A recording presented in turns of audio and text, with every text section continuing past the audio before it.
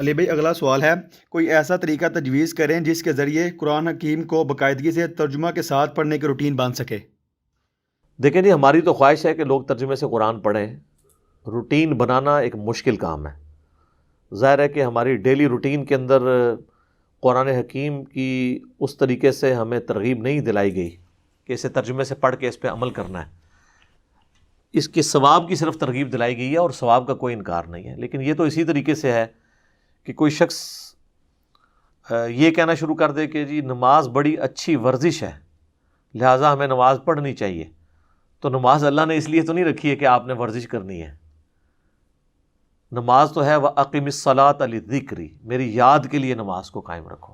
ہاں اس کا side benefit ہے کہ آپ کی ورزش بھی ہو جاتی ہے، لیکن یہ اللہ کا مقصد نہیں تھا. مقصد تو پورے کا پورا قرآن یہ کہہ رہا ہے کہ آپ نے یہ کتاب زندگی اور کتاب ہدایت ہے. وَأُوحِيَ إِلَيَّ هَذَا الْقُرْآنُ لِأُنذِرَكُم بِهِ وَمَن بَلَغَ، سورۃ الانعام آیت نمبر 19. اے نبی فرما دو قرآن مجھے اللہ نے اس لیے وحی کیا تاکہ اس کے ذریعے میں تمہیں بھی آخرت کا ڈر سناؤں اور جس تک یہ کتاب پہنچے اسی کتاب کے ذریعے آخرت کا ڈر سنائے. تو یہ نازل ہوئی ہے اس لیے. فذکر بالقرآن من یخاف وعید، اے نبی قرآن کے ذریعے آپ لوگوں کو نصیحت کریں جو اللہ کی دھمکی سے ڈرتا ہے. وَلَقَدْ يَسَّرْنَا الْقُرْآنَ لِلذِّكْرِ فَهَلْ مِن مُدَّكِرٍ، ہم نے قرآن کو سمجھنے کے لیے آسان کر دیا ہے کوئی جو اس سے نصیحت حاصل کرے؟ تو یہ قرآن کا مقصد یہ تھا. یہ سائیڈ بینیفٹ ہے. اب آپ سائیڈ بینیفٹ کو لے کے شروع کر دیں جی وہ ترمذی میں حدیث ہے. بھئی کس کو انکار ہے کہ ہر لفظ کے اوپر 10 نیکیاں ہیں اور الف لام میم ایک حرف نہیں ہے 3 حرف ہیں 30 نیکیاں ہیں. نبی علیہ السلام جب یہ فرما رہے تھے تو آپ یہ ترغیب دلا رہے تھے کہ صرف ثواب اور مردوں کو بخشوانے کا اس کو ذریعہ اپنی طرف سے بنا لینا اور عمل نہ کرنا. آپ کا یہ مقصد نہیں تھا. آپ کا مقصد تھا کہ لوگ اس کے اوپر عمل کریں.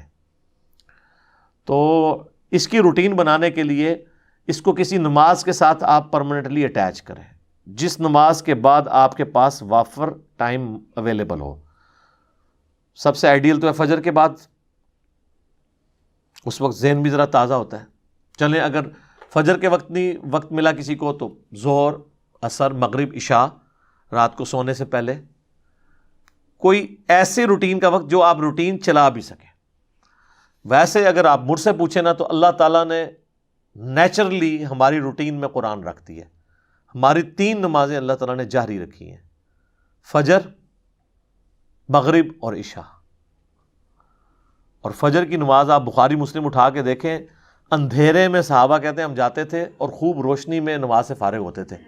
40 سے 50 منٹ کی نبی علیہ السلام کی فجر کی نماز ہوتی تھی. 40-50 منٹ میں آلموسٹ 1-1.5 پارہ تو تلاوت ہو سکتا ہے، 1 پارہ تو آرام سے ہو سکتا ہے 2 رکعتوں کے اندر. تو یہ ان کی روٹین میں تھا، ان کی زبان بھی وہی تھی. اب ہمیں تو ظاہر ہے کہ اکثریت کو، عوام الناس کو تو نہیں عربی آتی ہے. کتنے لوگ ہوں گے جنہوں نے عربی سیکھ لی ہوگی؟ چونکہ اکثریت کو نہیں آتی ہے لہٰذا ان کے لیے پھر ایک اور طریقہ میں نے تجویز کیا ہے جو اذان کے وقفے کے بعد آپ کو بتاتے ہیں انشاءاللہ تعالی. ہاں جی جناب، طریقہ یہ ہے کہ آپ اپنے جو موبائل فون ہیں، اسمارٹ فون، ان کا پازیٹیو یوز بھی کریں. اسے ایئر فلائٹ موڈ میں کریں. اس کے بعد جو قرآن کی تلاوت ہو رہی ہو اس کو آپ امام کے پیچھے کھڑے ہو کر ترجمے والا قرآن کھولیں، ساتھ عربی بھی ہو تو ساتھ ساتھ اس کا ترجمہ بھی پڑھتے جائیں، عربی پہ بھی نظر رکھیں، اور یوں آپ مصحف کو کور کر سکتے ہیں. لیکن اس میں سب سے بڑی ہرڈل جو ہے نا وہ یہ ہے کہ اب وہ مسجد کون سی ایسی ہو جس میں کوئی امام قرآن پڑھتا بھی ہو. کیونکہ ہمارے جو ائمہ مساجد ہیں انہوں نے تو چند صورتیں رٹی ہوئی ہیں 30ویں پارے کی یا چند مشہور آیات، وہ ہر دفعہ وہی ریپیٹ کرتے ہیں. رمضان المبارک کے علاوہ یہ پاسبل نہیں ہے، اور رمضان المبارک میں بھی اکثر جو حفاظ ہیں وہ اتنا تیز قرآن پڑھتے ہیں کہ آپ کو سمجھ نہیں آتی، سوائے اہل حدیث کے. وہاں پہ اہتمام ہوتا ہے اور مزہ آتا ہے قرآن سننے کا. اب مجھے عربی آتی ہے، میں تو بڑا انجوائے کرتا ہوں کہ پورا قرآن آپ کا 1 مہینے میں کور ہو جاتا ہے. عام مساجد کے اندر بھی اگر کسی ایک نماز میں، خواہ وہ فجر کی چوز کر لیں یا مغرب کی تو خیر پاسبل نہیں ہے، یا عشاء کی کر لیں، فجر اور عشاء کے اندر قرآن حکیم جو ہے وہ الف لام میم سے سٹارٹ کریں والناس تک، ایک تو اس حافظ کے لیے اپنے لیے فائدہ ہے، اگرچہ وہ 2 رکوع ہی روز کے پڑھ لیں، کہ اس کو سال کے بعد جب وہ مصحف سنانا شروع کرے گا تو اسے دوبارہ سے اس تردد سے نہیں گزرنا پڑے گا، اس کی روٹین بن جائے گی، اور عوام کو یہ فائدہ ہو جائے گا کہ پورے قرآن سے آپ گزریں گے۔ صحابہ اکرام علیہم رضوان اسی چیز کو تو انجوائے کرتے تھے، ان کی اپنی زبان تھی۔ اب ہمارے لیے تو ظاہر ہے ہمیں مصحف ترجمے والا یا مصحف پکڑ کے کھڑا ہونا پڑے گا، پاکٹ سائز کا آپ لے لیں یا موبائل فون سب سے بہتر ہے، اس میں ذرا ترجمے بھی مختلف آ جاتے ہیں۔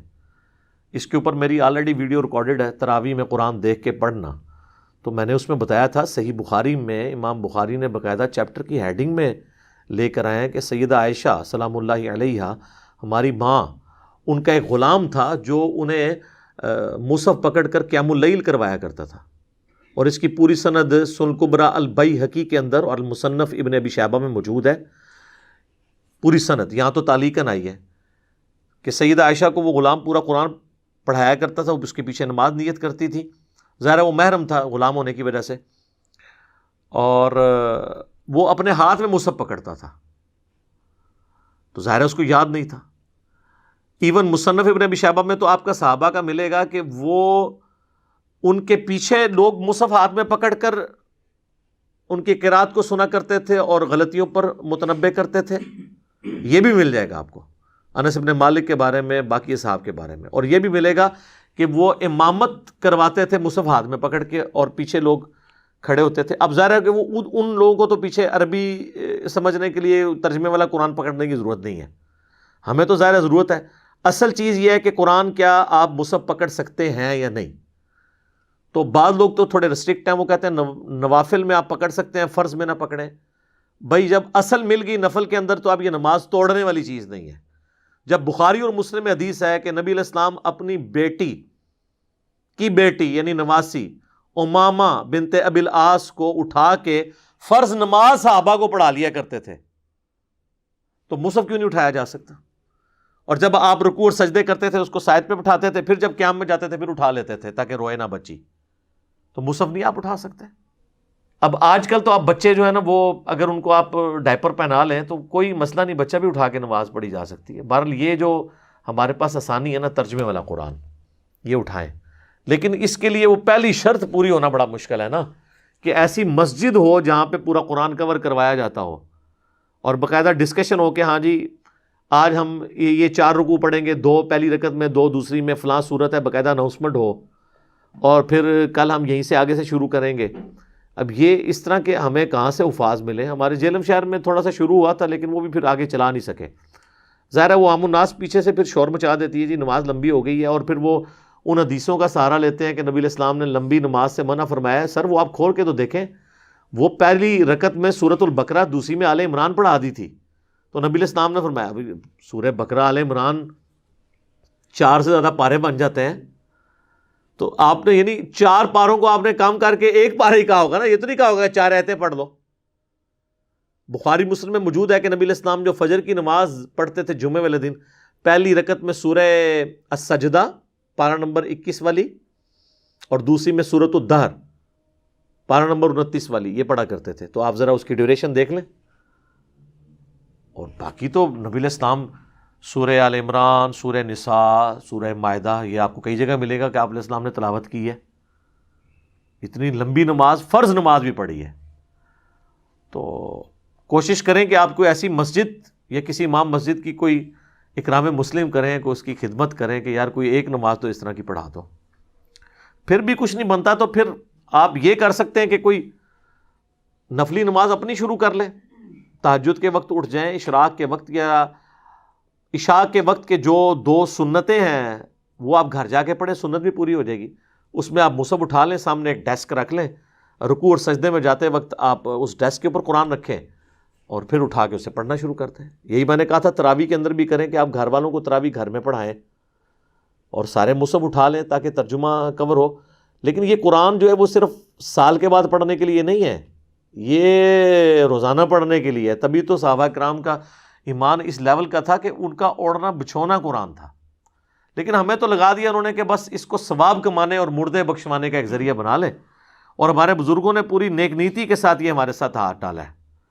وہ لکھتے ہیں نا جناب فضائل اعمال میں شیخ زکریا کاندلوی کے، ایک بزرگ تھے روزانہ 3 قرآن پڑھتے تھے، دوسرے کا لکھا وہ روزانہ 8 قرآن پڑھتے تھے۔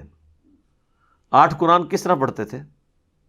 بغیر سمجھ کے بھی نہیں پڑھے جا سکتے، بہت سپیڈ چاہیے اس کے لیے۔